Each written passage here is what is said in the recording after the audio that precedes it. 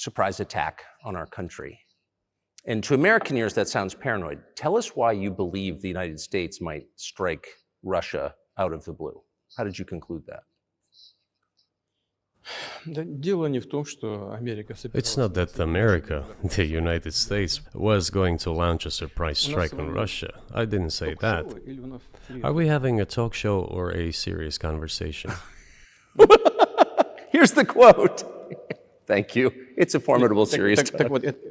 Welcome back, guys. Bowtied Owl here, diving into a riveting analysis of a video featuring Vladimir Putin, President of Russia, and Tucker Carlson. This interview has stirred quite the controversy, and I'm here to dissect it purely from a body language perspective. We're on a mission to uncover the emotions at play, pinpoint moments of genuine sincerity or possible exaggeration, without swaying your opinions about these individuals or their ideologies. The buzz around this interview, especially the criticisms from notable personalities, signal it's something worth exploring. Given the interview's length, a whopping 2 hours, I've highlighted some key segments for an in-depth look, though we've skimmed through much of it. If there's specific moments you believe need attention, drop a comment below. We might revisit those. Hit the like button to support this analysis, and don't forget to subscribe for more insights. Also, go check out my page on Twitter for daily updates on body language and psychology tips to give you an edge. Let's dive in. Mr. President, thank you. On February 22nd, 2022, you addressed your country in a nationwide address when the conflict in Ukraine started.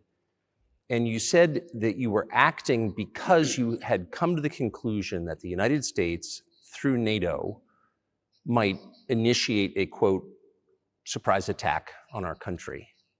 And to American ears, that sounds paranoid. Tell us why you believe the United States might strike Russia out of the blue. How did you conclude that?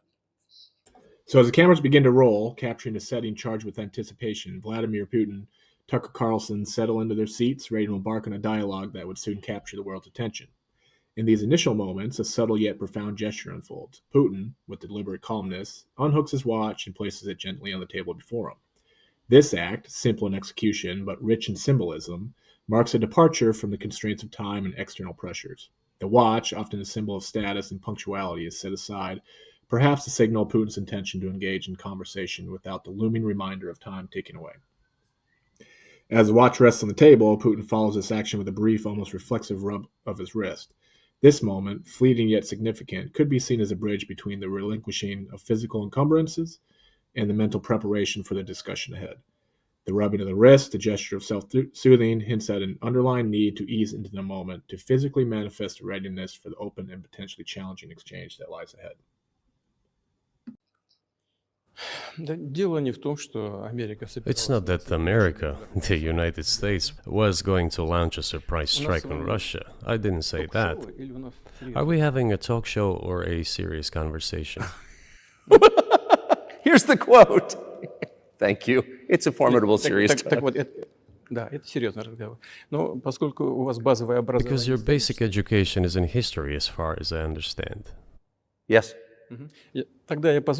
So if you don't mind, I will take only 30 seconds or 1 minute to give you a short reference to history for giving you a little historical background. Please.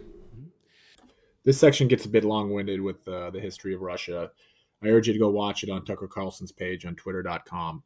I'm going to fast forward through it. Where did Ukraine start from? Where did Ukraine come from? The Russian state started valuing itself as a centralized statehood. And this is considered to be the year of the establishment of the Russian state in 1800. When the territory expansion to Poland and instead of ending, the city of Danzig emerged. Hitler asked them to give it 10 that they refused. Therefore, still they collaborated with Hitler and engaged together.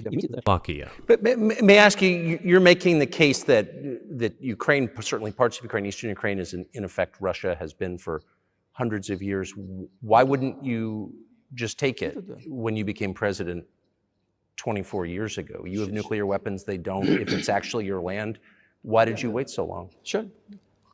I'll tell you. I'm coming to that. This briefing is coming to an end. It might be boring, but it explains many things. I just don't know how it's relevant. Good. Good. I'm so gratified that you appreciate that. Thank you. So, before World War II, Poland... So we come up on a key moment here as Tucker Carlson questions Putin about Ukraine and taking it over 24 years ago. Putin's body language offers a clear window into his reaction. His head tilts to the left, signaling skepticism and critical processing of the question. His palms facing upwards and the stop gesture not only seek to momentarily halt the conversation, but also manage the narrative.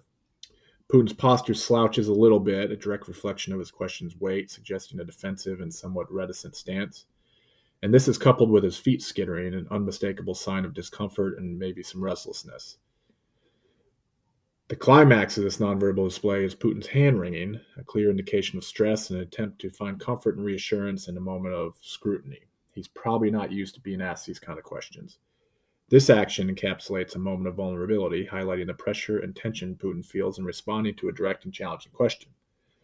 Together, these gestures, head tilt, palms up, slouching posture, restless feet, and hand-wringing, form a coherent narrative of Putin's state during this pivotal exchange, revealing a defensive posture, unease, and underlying struggle to maintain control of the conversation.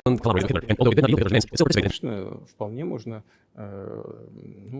если не говорить о том, что они не имеют на это права. One may say that they could claim back those lands of theirs while having no right to do that. It is at least understandable. Have you told Viktor Orban that he can have part of Ukraine? Никогда не говорил. Never. I have never told him, not a single time. У нас с ним даже на этот счет не было никаких разговоров. So the next key moment happens here when Tucker Carlson questions Putin about possibly giving part of Ukraine to Viktor Orban. And this elicits a notably sour expression from Putin. This immediate visual sign of displeasure or discomfort underscores the sensitivity of the question. Accompanied by a significant pause, Putin's contemplation before responding suggests a careful weighing of words, signaling the question's impact and possibly hinting at the complexity of his thoughts on the matter. Putin's eventual denial, never have I told them, comes after this reflective silence, casting a shadow of skepticism due to the preceding nonverbal cues. The stark contrast between his sour facial response and the firmness of a verbal denial paints a nuanced picture of Putin's reaction, inviting questions about the authenticity of a statement and leaving room for interpretation regarding the underlying truths of the conversation in question. We have not even had any conversation on that, but I actually know for sure that Hungarians who live there Они, конечно, хотят вернуться на свою историю. wanted to get back to their historical land. Интересную историю, отвлекусь. Moreover, I would like to share a very interesting story with you. I digress, it's a personal one. Somewhere in the 80s, I went on a road trip in a car from Leningrad across the Union, when now there is an infringement. Well, that is, and there's a lot of that, though. I think many nations are upset about Transylvania as well, as you obviously know. But many nations feel frustrated by the redrawn borders of the wars of the 20th century and wars going back 1,000 years, the ones that you mentioned. But the fact is that you didn't make this case in public until 2 years ago, February. And in the case that you made, which I read today, you explain at great length that you felt a physical threat from the West in NATO, including potentially a nuclear threat, and that's what got you to move. Is that a fair characterization of what you said? Я понимаю, что мои длинные диалоги, они... I understand that my long speeches probably fall outside of the genre of the interview.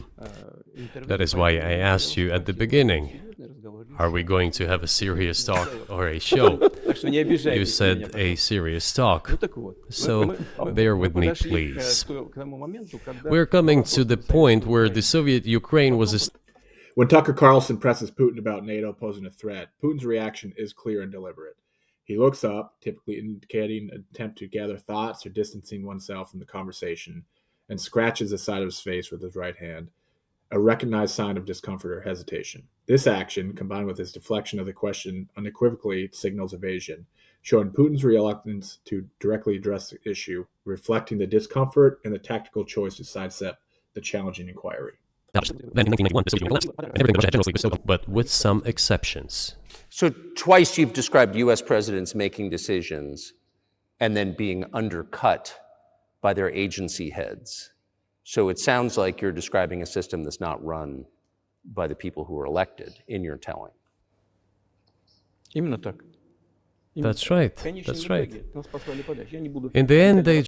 In response to Tucker Carlson highlighting Putin's observations about U.S. presidents being undermined by their agency heads, suggesting a system not controlled by elected officials, Putin's concise agreement, that's right, is accompanied by notable nonverbal cues. His foot movement becomes more pronounced, a sign of restlessness, energy, or agitation. Additionally, his right hand gripping the side of the chair further emphasizes this restlessness, indicating a strong emotional or psychological response to the topic at hand. Putin's gaze shifts downward and to the left as he answers, a gesture often associated with recalling memories or emotions, rather than constructing something new. This combination of behaviors, restless foot movement, gripping the chair, and looking down and to the left, conveys a sense of conviction and agreement, possibly revealing his own perspectives on power dynamics and control within the U.S. governmental structures.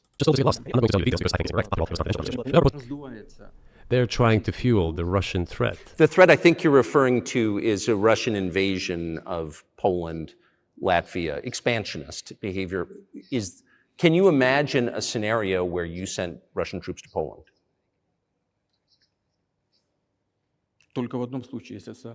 Only in one case, if Poland attacks Russia. Why? Because we have no interest in Poland, Latvia, or anywhere else. Why would we do that? We simply don't have any interest. It's just... So now we get a little bit farther in the interview, and Tucker Carlson inquires about the possibility of sending Russia troops to Poland. Putin's response is conditional, stating such an action would only occur if Poland were to attack Russia. His reply is marked by his characteristic pause, a moment of contemplation before answering, which adds gravity to his words. The shoulder hunch that follows can be interpreted as a nonverbal cue, underscoring the seriousness of the scenario he outlines. Throughout his response, Putin maintains strong eye contact, a sign of confidence and sincerity in his stance. However, the brief glance to the left while answering introduced a layer of complexity, suggesting contemplation or the weighing of his statement implications. The mixture of direct eye contact with a momentary diversion reflects a calculated response, balancing assertiveness with the careful consideration of his words' impact. Threat-mongering. Well, the argument, I know you know this, is that, well, he invaded Ukraine, he has territorial aims across the continent, and you're saying unequivocally you don't.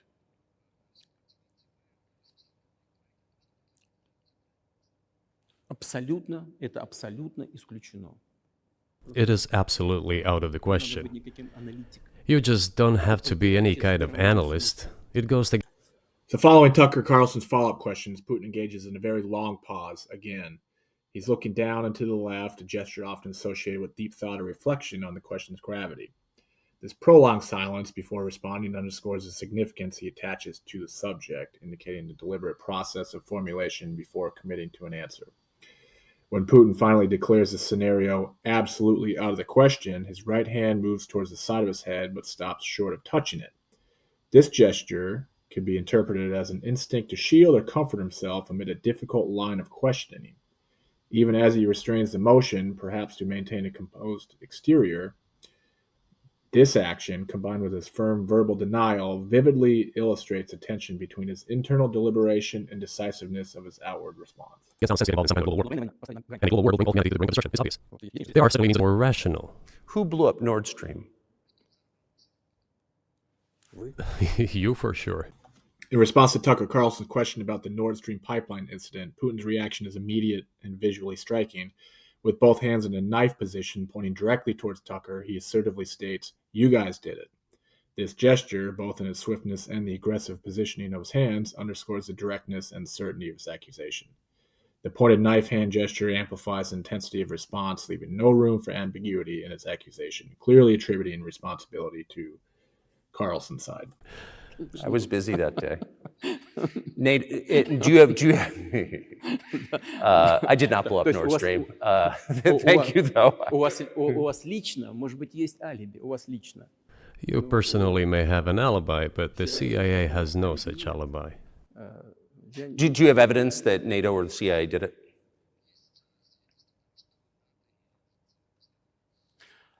Вы знаете, You know, I won't get into details, but people always say in such cases, look for someone who is interested.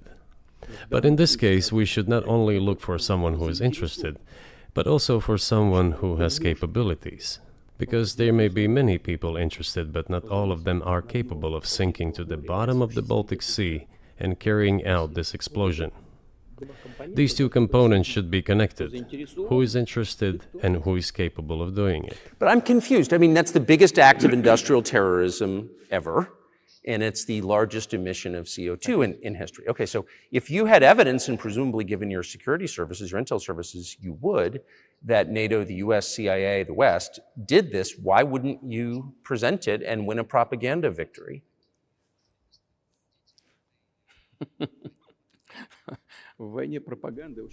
In the war of propaganda, So in response to Tucker's probing question on why evidence hasn't been presented for a propaganda victory, if it exists, Putin's reaction is notably contemplative. He pauses, a sign of consideration or hesitation, as his gaze shifts downward and to the left, indicating introspection or the recall of information. The moment is further accentuated by his hand moving to cover his mouth, a gesture that can signify thoughtfulness or the need to guard one's words, while his arm covers his chest, a protective posture that can denote vulnerability or the desire to shield oneself from further inquiry. The short chuckle before he answers adds a layer of complexity to his response, suggesting a mix of amusement or the dismissal of the question's premise. This combination of actions, pause, downward gaze, hand to mouth, arm over chest, and chuckle, reveals a multifaceted approach to handling a direct and challenging question, blending caution, deflection, and a semblance of lightheartedness. it is very difficult to defeat the United States, because the United States controls all the world's media and many European media. The ultimate beneficiary of the biggest European media are American financial institutions.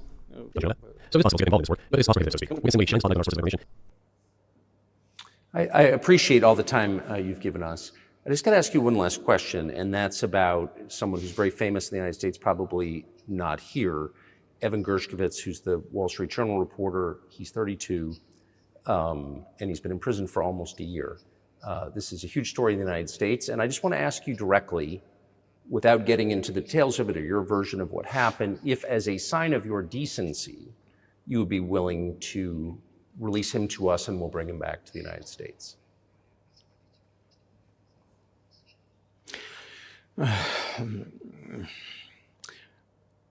Мы столько сделали жестов доброй воли, что, мне кажется, мы исчерпали все лимиты. We have done so many gestures of goodwill out of decency that I think we have run out of them. Ни разу не ответил.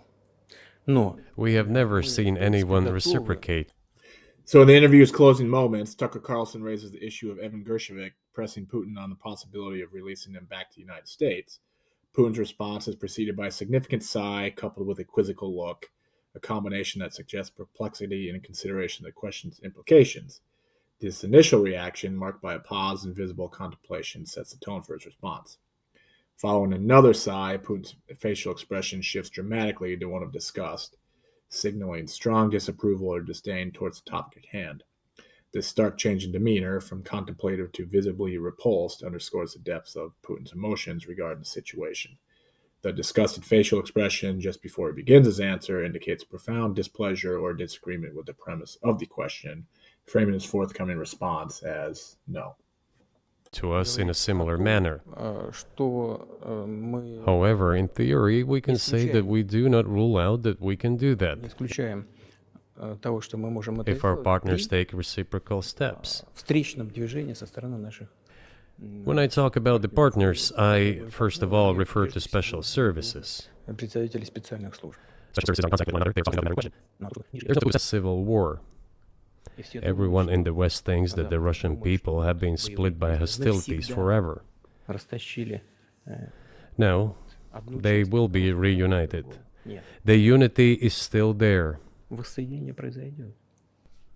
Оно никуда и не делось. Why are the Ukrainian authorities dismantling the Ukrainian Orthodox Church? Растаскивают русскую православную церковь. Because it brings together not only the territory, Объединяет не территорию. it brings together our souls. И никому No one will be able не to удастся separate the soul. разделить.